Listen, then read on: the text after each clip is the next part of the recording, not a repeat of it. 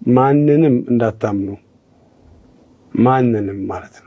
ለካ የነጻነት ወርቅነህ ባለቤት ባሏ ነጻነት ወርቅነህ አሜሪካ ላይ ህመም ላይ ያለ ለሷና ለልጆቿ የሚሆን ምግብ አብስላ እሱን ግን ተነስተ ራስ መትበላውን ራስ አብስለ ብላ ትለው ነበር። ይገባኛል። እንዲስ የሆነ ስብሰባ ሲደርግ እዚህ ያንዳንድሽ ሚስቱንም ጀብ ያንዳንድሽ እንደኔ አልተጎዳሽም እኔ ነኝ በጣም ያዘንኩት አይነት ነገር የሚባል ነገር ነበር። ለምን ነገርኝ ፒውርሊ ነጻነትን አባትነቱን ሳይሆን የሚፈልግ የነበረው ጥቅሙ ነው። በዚህ መልኩ ሚዲያ ላይ ባትመጡ በጣም መልካም ነበር። ምክንያቱም ባጭሩ በቃ በሱ ስም የሚሰበሰብ ገንዘብ የሚባል የለም፣ የምትረዱ ጠባዮችም አቆሙ ብቻ ብላችሁ ሀሳብ ብታቀርቡ ደስ ይለኝ ነበር። አንድ ሰው በህይወት እያለ ያልነገረውን ከሞተ በኋላ መናገር ትክክል አይደለም።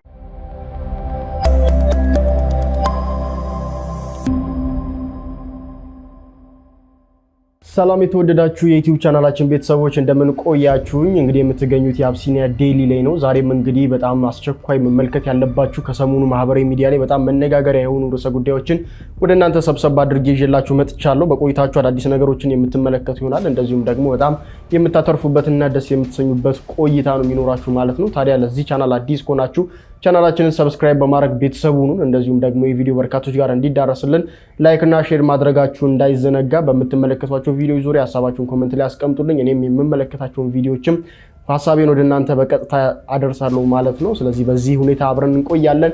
ከሰሞኑ በጣም መነጋገሪያ ርዕሰ ጉዳይ ሆኖ የነበረው የአርቲስት ነጻነት ወርቅነህ ጉዳይ ነው። እንግዲህ አርቲስት ነጻነት ወርቅነህ በጣም ባስገራሚና በርካቶችን ባስደነቀ ሁኔታ እንግዲህ ባስደነገጠም ሁኔታ ከዚህ ዓለም በሞት እንደተለየ ይታወሳል። ታዲያ የሞቱም ዜና ሲሰማ በርካቶች ባልጠበቁትና በጣም በሰበር መልክ ነበር የሰማነው። ምክንያቱም መታመሙን ሰምተን ነበረ ወይም ደግሞ ህመም ላይ እንደነበረና በሕክምና ሂደት ውስጥ እንደነበረ እናስታውሳለን። ታዲያ በሕክምና ሂደቱም ጥሩ የሆነ መሻሻሎች እንደነበሩ ከራሱም አንደበት ስንሰማ ቆይተን ነበረ። በተለያዩ የቴሌቪዥን ቻናሎች ላይ በመቅረብ እንግዲህ ቃለ መጠይቅ እየተደረገለት አሁን ደህና ነኝ እየተስተካከለ ነው፣ ትንሽዬ ህመም ነበረ፣ አሁን ተለውጧል፣ ተስተካክሏል እያለ እንግዲህ ስለ ጤና ሁኔታ ሲነግረን በቅርበት እንግዲህ ሲያካፍለን እንደነበረ እናስታውሳለንና ደህና ነው አሁን ተሽሎታል ብለን ባለንበት ሰዓት ነበረ ድንገት የሱን የሞቱን ዜና የሰማነውና በበርካቶቻችንን ልብ የሰበረ ጉዳይ እንደሆነ እንደዚህ ይታወሳል። ታዲያ ሁሌ ከቤተሰቦቹ የተሰማው ስለ አርቲስት ነጻነት ወርቅነህና ስለ ትዳሩ እንደዚሁም ደግሞ ስለ ጓደኛው ስለ አስናቀ የተሰማው ነገር ዛሬ ላይ በጣም በርካቶችን እያስቆጣ እያነጋገረና የተለያዩ ሀሳቦች እንዲንሸራሸሩ እያደረገ ይገኛል። እኔም ባሳለፍነው ቪዲዮአችን ስለዚህ ጉዳይ አንዳንድ ቪዲዮዎችን የተወሩና እንደዚሁም ደግሞ የተሰሙ መረጃዎችን አካፍያችሁ ነበረ። ዛሬ ላይም ይህ ጉዳይ አላቆመም። መነጋገሪያነቱም በርካቶችን በዚህ ጉዳይ ላይ ሀሳባቸውን እየሰጡ ይገኛሉ። እስኪ በቀዳሚነት ግን ከዚህ በፊት ነጻነት ወርቅነህ በአጠቃላይ በኢንተርቪዎቹ ላይ በህመም ላይ በነበረበት ሰዓት ላይ ስለ ሰውነት ወይም ደግሞ እኛ ኢትዮጵያውያን እንዴት ስንኖር እንደነበረ በአጠቃላይ የሱም ፐርሰናሊቲ ምን ይመስል እንደነበረ እንግዲህ ያስተላለፈበትን ሐሳቡን ያጋራበትን ኢንተርቪዎችን እስኪ በጥቂቱ እንመልከት። እኔ አሁን በጣም ብዙ ነገር ሊያጣ ይችላል። የሆነ ሰው ልክ የሆነ ወይ አታለለ መስሎት ወይ በሆነ ነገር የሆነ ሰው ሊወስድ የሆነ ነገር ሊያደርግ ይችላል። ሳቄ ሊመጣ ይችላል። ግን የሆነ እስክሪፕቶ ክዳን ግን ከደሞ ሲወስድብኝ በጣም ልጭብራቅ ለሆን ይችላል። ከስክሪፕቶ ክዳን የበለጠ ዋጋ ያለው ተወስዶ ዝም ብለህ የሆነ እንደዛ አይነት ነገር አለ። ምክንያታዊነት ደስ ይለኛል። ለራሴ ምክንያታዊ በሆን ደስ ይለኛል እና መቼ እንደምቆጣ አላውቅም። ማንንም እንዳታምኑ ማንንም ማለት ነው። ያ ደግሞ ህዝቡን አላልኩም፣ ተመልካቹን አላልኩም፣ በዙሪያችሁ በአካባቢያችሁ ያለውን በዚህ በሙያ ውስጥ ያለውን ነገር እኛ እንኮርጃለን። ልክ ትልቁ ህፃን ተቀራራቢ እድሜ ያላቸው ልጆች ትልቁ አመመኝ ሲባልና ልጁ ትልቁ እንክብካቤ ሲደረግለት ትንሹም አመመኝ ይላል። እንደዛ አይነት ባህሪ ስላለን በእኛ ሙያ ውስጥ ከራሳችሁ በቀር ሌላ ሰው እንዳታምኑ በደንብ ማዳመጥ አለባችሁ። የማያስፈልጋችሁን ነገር በጭራሽ እንዳትሰሙ። የማይሆን ኮተት አእምሯችሁ ውስጥ ፈታችሁ ያንን ለማውጣት እንዳትሰሙ ምላችሁ እንደዛ አይነት ነገር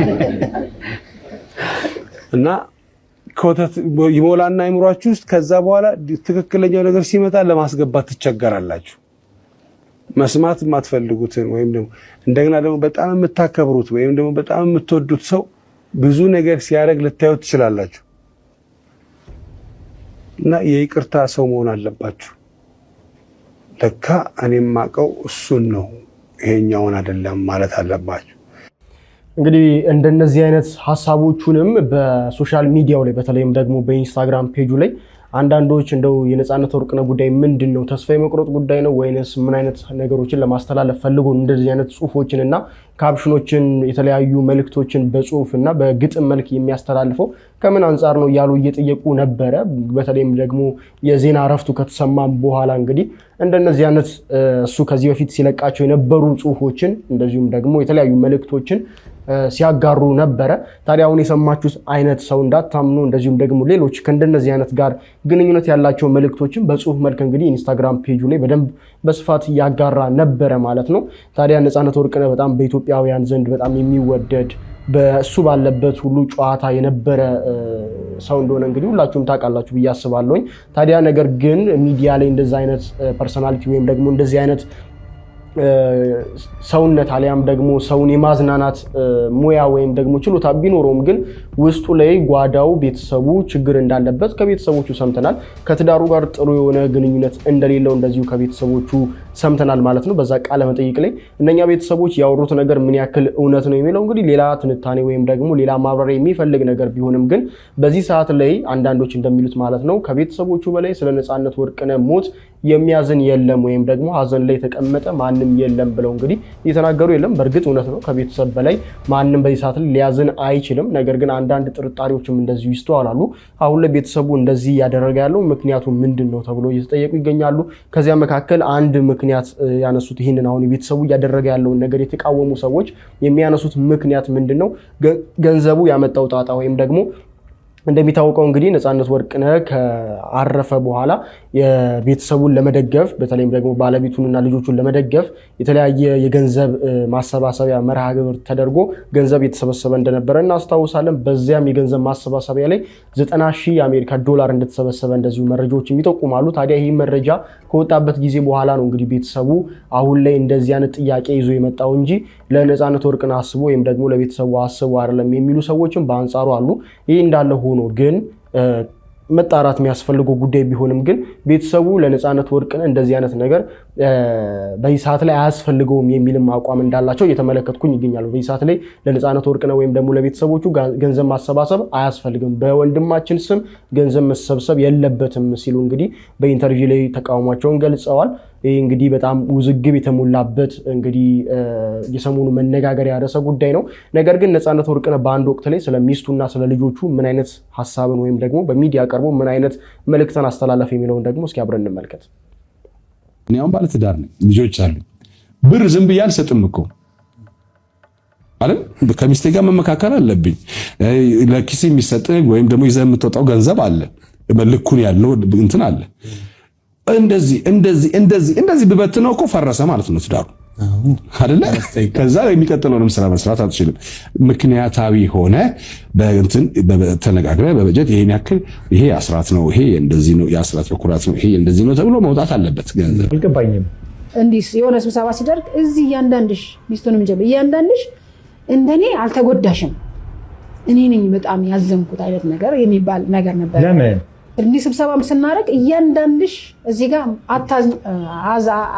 አትጎጅም እኔ ነኝ አይነት ነገር ስብሰባ ሲደረግ እያንዳንድሽ ከኔ በላይ አታዝኝም ምናምን የሆነ በቃ ፊታችን የሚለን ነገር አለ ማለት ነው። ወንድም እህት እናንተ ናችሁ።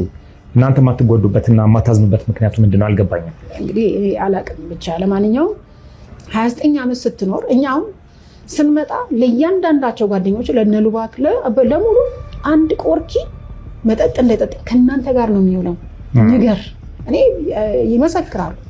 አደራችሁ ቆርኪ በቆርኪ ከአንድ ዓመት በኋላ ይቻላል ችግር የለውም ለ7 ወር በትክክል እንደተጠቀመ አውቃለሁ እኔ ተብሏል። ጓደኛ ማለት እኮ እኔ በፖሊስም ቢሆን አሳስባለሁ። እውነት እንደዚህ ሞደው ከሆነ ማለት ነው እውነት ለሱ ህይወት የምሳሳለት ከሆነ ይሄን ነገር መከላከል ይቻል ነበር። ፌስቡክ ላይ እኮ ተጽፏል እኮ ማለት ነው የዛሬ 3 ወር የሆነ ከመሞት 3 ወር በፊት አጠገባ ያላችሁ ብሎ የተጽፏል። አጠገቡ ያሉት ማን ናቸው? የነበሩት ማለት ነው። ገባ አንተ እኮ ይጣላሉ እርስ በርስ እኮ ራሱ ጓደኛሞች ራሱ የግጭት ነገር አለ እርስ በርስ ያሉት እርሱ የኔ ጓደኞች እኔ ጓደኛ የለኝም የሱ ጓደኞች ናቸው ነው የሚለው ነፂ ራሱ በቃ የሌለ ማለት ነው። ከፍተኛ ጠጭም መካከለኛ ጠጭም ብንም ጠጪ አንድ ላይ ላው ላይ የተከመረበት ማለት ነው። ሂሳቡን ግን የሚከፍለው እሱ ነው ነፂ ነው የሚከፍለው። ይሄን እናውቃለን። እያንዳንዱ እዛ ውስጥም እኮ የሰፈራችን ልጆች አሉ ኢንፎርሜሽን እያንዳንዱ እኔ ሄኒከን ጠጣ እዚህ ቦታ ብዬ ጠይቄው አውቃለሁ። ከዛ ይሄኔ እኮ ሌላ ሰው ቢጠጣ አይነግርሽም ማለት ነው እንዴ ለምን ትጣለ ነፂ እዛ ድረስ እኔ ልጄን ጥዬ ወንዴ ይሄር ነው እኮ አንተን ለማስታመም ነው ብዬው አለው ብዬ ወቅሼው አውቃለሁ። እና ከጓደኞቹ ጋር ይጠጣ ነበር እያልሽ ነው? አዎ ይጠጣ ነበር። ይሄን አሁን 3 ዓመት እዚህ እንትን ራሱ አልመጣም። የሚገርም 3 ዓመት ጭቆ እንደነበር አውቃለሁ ነሰብሊ ጋር ማለት ነው። እዛ ነበረ። ወደዚህ አሁን ታገስ ጋር እኮ እቺ ሊሞት 3 ወር ሲቀራት ነው የመጣ ወደዚህ ወደ ታገስ ምንድን ነው ይቅርታ እኔ ታገስን ራሱ 3 ቀን ነው ካየሁት አላውቀውም። ግን ስለ ታገስ በደንብ ነው የሚወራው እሰማለሁ። ታገስ የሚባል ቤት አለ እዛ ነው የሚያሳልፈው ሲሉ ሰማለሁ። ታስታውስ እንደሆነ ለቅሶ ላይ ታገስ ጋር እኮ ቀጠሮ ነበረ ነፂ አይነት ነገር የቀብሩ ቀን አስናቀ መድረክ ላይ ሆኖ ሲያወራ አዎ ልክ በቃ የሆነ ስራ ፕሮጀክት ምናምን ነው የመሰለኝ እኔ እውነት ነገር በኋላ ለካስ ታገስ የሚባለው ሌላ ነገር ነው። ምክንያቱም እኛ ተናግረናል። መጠጥ ቤት ነው እዛ ነው በጣም የሚያሳልፉት እውነተኛ። አዎ እንግዲህ ቤተሰቡ በእንደዚህ አይነት መልኩ ነበረ ስለ ነፃነት ወርቅነህ ጓደኛም ሀሳባቸውን ሲያነሱ የነበሩት። እንግዲህ ነፃነት ወርቅነህ በህንድ በነበረው የሕክምና ቆይታ ላይ ምንም አይነት መጠጥ ሆነ የነኚህ ሶፍት ድሪንክ የሚባሉት እንደነሱ ለስላሳ ጣፋጭ መጠጦችንም ምንም አይነት ነገር እንዳይጠቀም ከውሃ ውጪ ምንም አይነት ነገር እንዳይጠቀም በዶክተሮች እንግዲህ በህክምና ባለሙያዎች ትዕዛዝ ተሰጥቶት ነበር። ነገር ግን ከጓደኞቹ ጋር በሚገናኝበት ሰዓት ላይ መጠጥ እንደሚያጠጡት ወይም ደግሞ በጋራ መጠጥ እንደሚጠጡ እህትየው በእንደዚህ አይነት መልኩ ተናግራ ነበር። ታዲያ ለሞቱ መንስኤ የሚሆነው ይህ አታድርግ የተባለውን ነገር በጓደኞቹ ተጽዕኖ ሊሆን ይችላል። እንደዚሁም ደግሞ በዚያው ከጓደኞቹ ጋር በሚያሳልፋቸው ጊዜያቶች ውስጥ ሲጠቀማቸው የነበሩ መጠጦች ናቸው ማለት ነው ለሞት የዳረጉት የሚልም እንግዲህ ሐሳብን አንስተዋል ማለት ነው። በጣም የሚያሳዝን ነው ይህ ከሆነ ማለት ነው። እስኪ የተለያዩ ሰዎች ደግሞ ማህበራዊ ሚዲያ ላይ ስለዚህ ጉዳይ ሐሳባቸውን እየሰነዘሩ ይገኛሉ። እንዳልኳችሁ ነው እንግዲህ ሐሳቦች በሁለት ተከፍለው ነው የሚገኙት፣ ሁለት ጽንፍ ላይ ቆሞ ነው የሚገኙት። አንዳንዶች የነፃነት ወርቅነህ ቤተሰብ ልክ ናቸው ሲሉ እንሰማለን። በአንጻሩ ደግሞ ይህ ነፃነት ወርቅነህ ከሞተ በኋላ የቤተሰቡን ገመና በእንደዚህ አይነት መልኩ አውጥቶ መናገሩ ለቤተሰቡ ምንድነው ጥቅሙ፣ ለነፃነት ወርቅነህ ምንድነው ጥቅሙ ሲሉ እንግዲህ እየወቀሱና እንደዚሁ ደግሞ ሐሳብ የተለዋወጡ ይገኛሉ። እኔ ግን እስኪ አንዳንድ መረጃዎችን በሶሻል ሚዲያ ላይ በደንብ ሲንቀሳቀሱ የነበሩ ጉዳዮችን ያስመልክታችሁ። ለካ የነፃነት ወርቅነህ ባለቤት ባሏ ነፃነት ወርቅነህ አሜሪካ ላይ ህመም ላይ ያለ ለሷና ለልጆቿ የሚሆን ምግብ አብስላ እሱን ግን ተነስተህ ራስህ መትበላውን ራስህ አብስለህ ብላ ትለው ነበር። ለካ የነፃነት ወርቅነህ ባለቤት አዲስ አበባ ላይ ከእናቷ ጋር ከሚኖርበት ቤት ከፈለክ ያለን ቁሳቁስ ይዘህ ከዛ ቤት መውጣት ትችላለህ ብላ ስትናገረው ነበር። ለካ የነፃነት ወርቅነህ ባለቤት ነፃነት ወርቅነህ በህመም ምክንያት ወደ ህንድ ሲጓዝ እሷ ቤት ነበረች ከነሱ ጋር። ነገር ግን መሄድ ስላልፈለገች የሄዱት የሱ ወንድምና እህቱ ነበሩ። ከዚህ ጋር በተገናኘ የነፃነት ወርቅነህ ቤተሰብ ወጥተው የተናገሩትን ነገር እየሰማችሁ የነፃነት ወርቅነህ ነፍስ ይረፍበት ዝም ብትሉ ነው የሚሻለው ምናምን እያላችሁ የምትናገሩ ሰዎች እመኑኝ፣ በነፃነት ሞት ከነሱ በላይ እናንተ አልተጎዳችሁ። ሲቀጥል የነፃነት ወርቅነህ ነፍስ የምታርፈው እሱ በህይወት እያለ ሲደርስበት የነበረው መከራና እንግልት አሁን ከሞተ በኋላ እውነቱ ሲወጣ እንጂ ሲደፋፈን አይደለም። የነፃነት ወርቅነህ ሚስት ነፃነት ላይ አደረገች የተባሉት ነገሮች በሙሉ ደግሞ የመጡት ከራሱ ከነፃነት ነው። በህይወት እያለ ለወንድም ለእህቶቹ ከተናገረው ላይ ወስደው ነው የተናገሩት። ስለዚህ የነፃነት ነፍስ የምታርፈው ሰላሟን የምታገኘው ልጁ በህይወት እያለ የተሰቃየው እውነት ከሞተ በኋላ ሳይደፋፈን ሲቀር ነው፣ እንደዚህ ይፋ ሲወጣ ነው። ስለዚህ ባካችሁ አትፍረዱ። አይደለም እህት ወንድሞቹ ይቀርና እኮ እኛ ባዳዎቹ በሚዲያ የምናውቀው አዝነንለታል አይደለ? አስቡት ደግሞ እንደ ቤተሰብ እነሱ ምን ያህል እንደሚያዝኑ። ምንም ብናዝንለት ምንም በሱ ሞት እኛ ቢሰማን እመኑኝ ከነሱ በላይ ከእህት ከወንድሞቹ በላይ ሊሰማን አይችልም። ስለዚህ የነጻነት ወርቅነህን ቤተሰብ እየወጣችሁ የምታሸማቅቁ አካላት ይሄ ነገር በኔ ወንድም ላይ ቢደርስ ምንድነው የሚሰማኝ ብላችሁ ሁላችሁም ራሳችሁን ልትጠይቁ ይገባል። የወንድማችንን የነጻነት ወርቅነህን ነፍስ ፈጣሪ ይማር። ለቤተሰቦቹ መጽናናትን እመኛለሁ። ይህንን ቪዲዮ አድርሱልኝ። አመሰግናለሁ። የሞተ ሰው በህይወት እያለ የተናገረውን ቃል መናገር ማለት እምነት ማጉደል ማለት ነው ይባላል። የነገረኝ ፒውርሊ ነጻነትን አባትነቱን ሳይሆን የሚፈልግ የነበረው ጥቅሙ ነው። በዚህ መልኩ ሚዲያ ላይ ባትመጡ በጣም መልካም ነበር። ምክንያቱም ባጭሩ በቃ በሱ ስም የሚሰበሰብ ገንዘብ የሚባል የለም፣ የምትረዱ ቀባዮችም አቆሙ ብቻ ብላችሁ ሀሳብ ብታቀርቡ ደስ ይለኝ ነበር። አንድ ሰው በህይወት እያለ ያልነገረውን ከሞተ በኋላ መናገር ትክክል አይደለም፣ ክብር መጣስ ነው። እዛን ሰው ጉዳት እናውጣ ብላችሁ በምትሉበት ሰዓት በህይወት ያሉ ልጆቹን ነው እየበደላችሁ ያላችሁ። ትልቅ ተጽዕኖ ነው የሚፈጥረው። እናንተ እንደምትሉት ላይሆን ይችላል፣ ልጆቹ ላያውቁ ይችላሉ። ይሄን ነገር እናንተ ጥላቻችሁን ለማንጸባረቅ ወሬ ብላችሁ አወራችሁ። የልጆቹ ግን ህይወት ነው። እናት በአባታቸው ላይ ምንድን ነው የሚያስቡት? እናንተንስ በዚህ መልኩ ቀርባችሁ እንደዚህ በማለታችሁ አጎቴ አክስቴ የሚሏችሁ ይመስላችኋል? የራሳችንን ስሜት ብቻ ሳይሆን የምናገረው ቃል ማንን እንሰብራለን ብለን ብናስብ መልካም ነው። ሌላው ደግሞ ስላንተ የተናገሩት ነገር ነው። በሀዘናቸው ክብር እንዳልሰጠ ከእናንተ በላይ እኔ አለሁኝ ማለት እሱ ያሉትን ቃል ብለህ ከሆነ ጓደኝነት ከቤተሰብ በላይ አይደለም። በሀዘናቸው ላይ ሀዘን የጨመርክባቸው ጓደኛ ልሁን ማለት እኮ ሁሉ ነገር ላይ ልግባ ማለት አይደለም። የቤተሰብ የሆነ ነገር ለቤተሰብ ነው መተው ያለብን። አስተውል። የጓደኛህን ስም ለማስጠበቅ ስትመጣ ቤተሰቦቹን ክብር መጠበቅ ግድ ይልሃል። ቤተሰብን አግልሎ ስለ ነጻነት ለማንያም ሆነ ስለ ሌሎች ጉዳይ መወያየት ተገቢ አይደለም። እዚህን የምትወደው ከሆነ ቤተሰቦቹን አክብር። ጓደኛ ቤተሰቦች ለአንተም ቤተሰቦች ናቸው። ሌላውና በጣም ያዘንኩባችሁ ነገር ደግሞ በእናንተ ነው። አንድ ሰው በህይወቱ የተከፋበት በወቅቱ ያዘነበት ፊል ያደረገበት ነገር ኖሮ እንደ ቤተሰብ ሊያወራችሁ ይችላል። ያንን ነገር ደግሞ ይዛችሁ ወጣችሁ ሚዲያ ላይ ጥቅሙ ነው የሚፈልገኝ ነው የፈለገኝ እኔ ሰው የለኝም ኧረ በማርያም አይባልም። በእውነት አልባት እኮ ይህንን ቃል የተናገረው በሰዓቱ ከፍቶት ሊሆን ይችላል። ከዛ በኋላ እኮ ፍቅር ሆኖ የጓደኝነት ጥግ አሳይተውትም ሊሆን ይችላል። ለምን እስከመጨረሻው ይሄ ሰው አብሮት ሆኖ ተጠርቷል እኮ ና ተብሎ የተጠራው እሱ ነው አይደል? እንደምትሉት አይነት ሰው ቢሆን እኮ ይርቀው ነበር። ገና ለገና እሱ ህይወቱ አልፏል ብሏችሁ ትናንት በሚስጥር ብሎ የከፋውን ስለነገራችሁ ዛሬ በአደባባይ ታወጣላችሁ የሚባል አባባል አለ። ሰው በህይወት እያለ የተናገረውን ቃል መናገር ማለት እምነት ማጉደል ማለት ነው ይባላል። እሱ እኮ ስጋዬ ናችሁ ብሎ ነው ያወራችሁ። እውነት የሞተ ሰው ቀና ብሎ ቢያይኖረው ምን እንደሚል ታውቃላችሁ? ወይ ይሄን እኮ የነገርኳቸው ቀን አስናቅ አስከፍቶኝ ነበረ። ከዛ በኋላ እኮ ብዙ ነገር አድርጎልኛል። እንደዚህ በሚዲያ እንዲህ ይላሉ ነው የሚለው። በእውነት እግዚአብሔር ለሁላችንም ማስተዋልን ልቦናን ይስጣል። እግዚአብሔር ያበርታችሁ። ሃይማኖታችሁ በንስሐ አባት በሽማግሌ ላማውርዱ። ውድ ቤተሰቦቼ እናንተስ በዚህ ጉዳይ ላይ እስካሁን ድረስ በተመለከትነው የነጻነት ወርቅነህ ጉዳይ ላይ ምን አይነት ሐሳብ አላችሁ? ምን አይነትስ ምልከታ አላችሁ የሚለውን በኮሜንት ላይ እስኪ ሐሳባችሁን አስቀምጡልኝ። እኔ ግን ወደ ሌላው ሐሳባችን ወይም ደግሞ ወደ ሌላው ጉዳያችን ልሸጋገር። እንደሚታወቅ እንግዲህ ዓለማችን በከፍተኛ የሆነ ጦርነት ውስጥ ነው የምትገኘው። በተለይም ደግሞ የመካከለኛው ምስራቅ ያላባራው ጦርነት ዛሬም እንግዲህ እጅጉን ባስገራሚና እጅጉን አስፈሪ በሆነ ደረጃ ላይ ይገኛል። እስራኤል እንግዲህ ወደ ኢራን ጥቃት መፈጸሟን አላቆመችም። እንደዚሁም ደግሞ ከሰሞኑ የሰማናቸው መረጃዎች በጣም የሚያስደነግጡ ናቸው። ከአያቶላ ካሚኒ ግድያ በኋላ እንግዲህ የኢራንን ትልልቅ አውራ የሚባሉ ባለስልጣናትን እስራኤል መግደሏ እንደዚሁ ተሰምቷል። በምላሹም እንግዲህ ኢራን ቀይ መስመሬን ተሻግራችኋል ስትል እንግዲህ ከፍተኛ የሆነ ጥቃትን በእስራኤል ላይ እየፈጸመችም እንደምትገኝ እንደዚሁ መረጃዎች እየወጡ ይገኛሉ።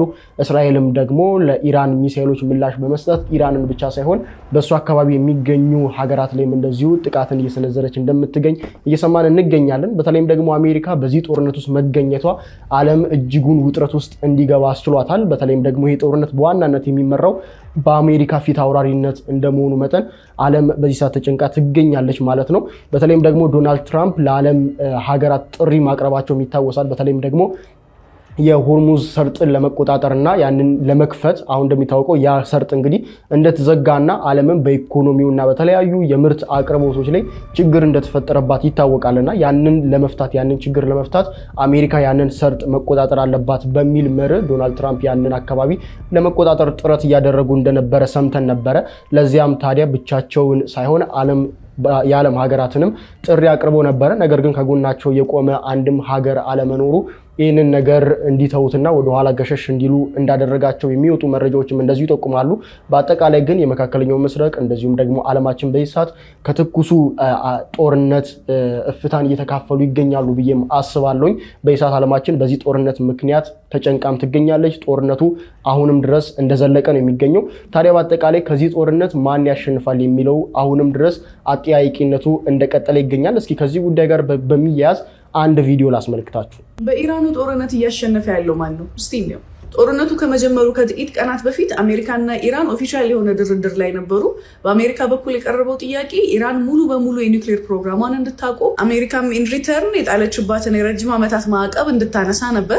በኢራን በኩል ደግሞ ሙሉ በሙሉ የኒውክሌር ፕሮግራሙን እንደማታቆም፣ ነገር ግን በኢንተርናሽናል አቶሚክ ኤነርጂ ኤጀንሲ በኩል አስፈላጊ ቁጥጥር እንዲካሄድ፣ የምታበለጽገውንም ዩራኒየም ክምችት ልትቀንስ ወይንም ልታቆም፣ ይህም ስምምነት ደግሞ ለረጅም ጊዜያት እንዲቆይ ፈቃደኛ እንደሆነች ገልጻ ነበረ። ሁለቱን ወገኖች ሲያሸማግሉ ከነበሩት አገራት እንግዲህ እንደሰማ ነው ስምምነቱ በጥሩ መንገድ እየተካሄደ እንደነበርና ሁለቱም ኮመን ግራውንድ እያገኙ እንደነበር ነው። ወይራስ እስራኤል ግን በቀጥታ ስምምነቱ ወይም ድርድሩ ላይ ባትሳተፍም በጀርባ በአሜሪካ በኩል አድርጋ ግን ይሄ ስምምነት ኢራን ሙሉ በሙሉ ኒውክሌር ፕሮግራሟን ለማቆም እስካልተስማማች ድረስ ምንም አይነት ኮምፕሮማይዝ እንደማያስፈልገው ነበረ ስትገልጽ የነበረው። እዚህ ድርድር ላይ እስራኤል በቀጥታ አልተሳተፈችም። ለዚህ ምክንያቱ ደግሞ ኢራን እስራኤልን እንደ ሉዓላዊ ሀገር አድርጋ አትቀበላትም። አሁን እስራኤላውያን ያሉበትን ቦታ ፍልስጤማውያን ነው ብላ ነው ኢራን እንደ ሀገር የምታምነው። ስለዚህ እስራኤል እዚህ ድርድር ላይ ተጽዕኖ ስታደርግ የነበረው እጅ አዙር በአሜሪካ በኩል ነው። በዚህ ድርድርና ንግግር ላይ ያሉ ነው እንግዲህ ፌብሩዋሪ 28 እስራኤልና አሜሪካ ኢራን ላይ መጀመሪያውን ጥቃት የፈጸሙት። ለዚህ ጥቃት ኦብጀክቲቫችን ነው ወይም አላማችን ነው ብሎ የተነሱባቸው ነገሮች እነዚህ ነበሩ። የመጀመሪያው ያው አሁን እያወራን የነበረው የኒውክሌር ፕሮግራም ሙሉ በሙሉ ይቋረጥ የሚል ነው። በሁለተኛነት ደረጃ አሁን ኢራን እየመራ ያለው አካል ከስልጣን እንዲወርድና አዲስ መንግስት እንዲመጣ ነው። በሶስተኛነት ደግሞ ይህንን ተከትሎ የሚመጣው which is regional power-ን ለመቀነስና ለማዳከም ነው። ከዚህ በተጨማሪ እስራኤል የኢራን ያሉ ተወንጫፊ ሚሳኤሎቿ በቀጥታ እሷ ግዛት ውስጥ የሚገቡ በመሆናቸው እዚህ ሚሳኤሎችም የማውደም ሀሳብና ዓላማ እንዳላት ገልጻ ነበረ። በኢራን በኩል ያለው ስትራቴጂ ደግሞ ለሚመጣባቸው ጥቃት አጸፋውን መመለስ፣ አገሪቷን እየመራ ያለው አካል እንዲቆይ ነው። በዚህ መስፈርት ስንመዝናቸው እንግዲህ የአሜሪካና የእስራኤል የመጀመሪያው ዓላማ የኒውክሌር ፕሮግራሙን 100% ማውደም ነው። ቁልፍ የሚባሉ ፋሲሊቲዎችን መጥተዋል፣ እጅግ በጣም ብዙ ሳይንቲስቶችን ገድለዋል። ግን ስቲል ሙሉ በሙሉ ወድሟል የሚባልበት ደረጃ ስላልሆነ ግማሽ ተሳቷል፣ ግማሽ ይቀሯል ብለን እንይዘዋለን። በሁለተኛነት ያስቀመጡት የመንግስት ለውጥ ደግሞ እስካሁን ብዙ ባለስልጣናትን የገደለ ቢሆንም የመንግስት ለውጥ አልተደረገም። ከተፈጠረው ውድመትና ዳሜጅ አንጻር ከሆነ ደግሞ አሜሪካና እስራኤል በማይካድ ደረጃ ከኢራን የተሻለ ሚሊተሪ አቅም አላቸው። በዛም የኢራንን ኢኮኖሚ ለአመታት ወደኋላ የሚጎትት ውድመት ነው ያስደረሱት። ከዛ በተጨማሪም ደግሞ በርካታ ሳይንቲስቶችና ምሁራን ናቸው በዚህ ጦርነት ህይወታቸውን ያጡት። ኢራንም ቀላል የማይባሉ ውድመቶችን አስከትላለች። በተለይም ደግሞ ጂሲሲ ሀገራት ላይ እንዲሁም እስራኤል ላይ ከፍተኛ ጥቃቶችን ነው ስትፈጽም የነበረው። ነገር ግን በእስራኤል በኩል ያለው ይሄ ነው ተብሎ መናገር ይከብዳል። ምክንያቱ ደግሞ የእስራኤል መንግስት ከፍተኛ የሆነ ቁጥጥርና ሴንሰርሺፕ ነው ሚዲያን በተመለከተ ያለው። እንደ ስትራቴጂ ካየነው ደግሞ ኢራን ከመጀመሪያውም ጦርነቱን በቻለችው አቅም የማራዘም ፍላጎት ነው ያላት። እሱ ደግሞ እስካሁን ባለው እየተሳካላት ይመስላል። ራሳቸው እንዳሉትም ለረጅም ዓመታት ኦልሞስት ለ20 ዓመት ጦርነቶችን በዚህ መንገድ ለማሸነፍ ነበረ ሲዘጋጁ የነበረው። የውትድርና ስታይላቸው ሞዛይክ ይባላል። ከዚህ በፊት የነበረው ቪዲዮ ላይ ከበር አድርጌዋለሁ፣ ገብታችሁ ማየት ትችላላችሁ። በግሌ አሜሪካ እዚህ ጦርነት ውስጥ የገባችው በኒውክሌር ምክንያት ወይንም ደግሞ ስርዓቱን ለመጣል ብቻ አስባ ነው ብዬ አላስብም። ምክንያቱም ከዚህ በፊት የሰራኋቸው ቪዲዮዎች ላይ ስላለ እዛ ላይ ማየት ትችላላችሁ። ይህን ጦርነት እያሸነፈ ያለው እከሌ ነው ለማለት ግን ጊዜው ገና ይመስላል። በአጭሩ ለማስቀመጥ ያህል በሚሊተሪ አቅምና እየፈጠሩ ባለው ውድመት አሜሪካና እስራኤል የተሻለ ናቸው።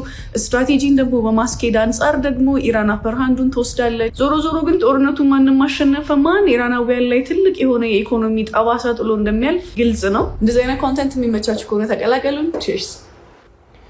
ውድ ቤተሰቦች እንግዲህ ዛሬው ቆይታችንና ቪዲዮዎቻችን ነኝን ይመስላሉ። በቆይታችን አዳዲስ ነገሮችን እና በብዙ ደስ እንድትሰኛችሁ ተስፋ አደርጋለሁኝ። በተመለከታችኋቸው ቪዲዮዎች ዙሪያ ሀሳባችሁን ኮመንት ላይ ማስቀመጥ እንዳትዘነጉ። ይህ ቪዲዮ በርካቶች ጋር እንዲዳረስልን ላይክ እና ሼር አድርጉ። ልክ እንደነዚህ አይነት መረጃ እንደዚሁም ደግሞ ወቅታዊ አነጋጋሪ ጉዳዮች ወደ እናንተ ዘውትር እንዲደርሱ ቻናላችን ሰብስክራይብ በማድረግ ቤተሰብ ይሆናችሁ ተወዳጁን። በቀጣይ በአዳዲስ ቪዲዮዎችና መረጃዎች ዳግም የምመለስ ይሆናል። እስከዛው ቸር ቆዩልኝ።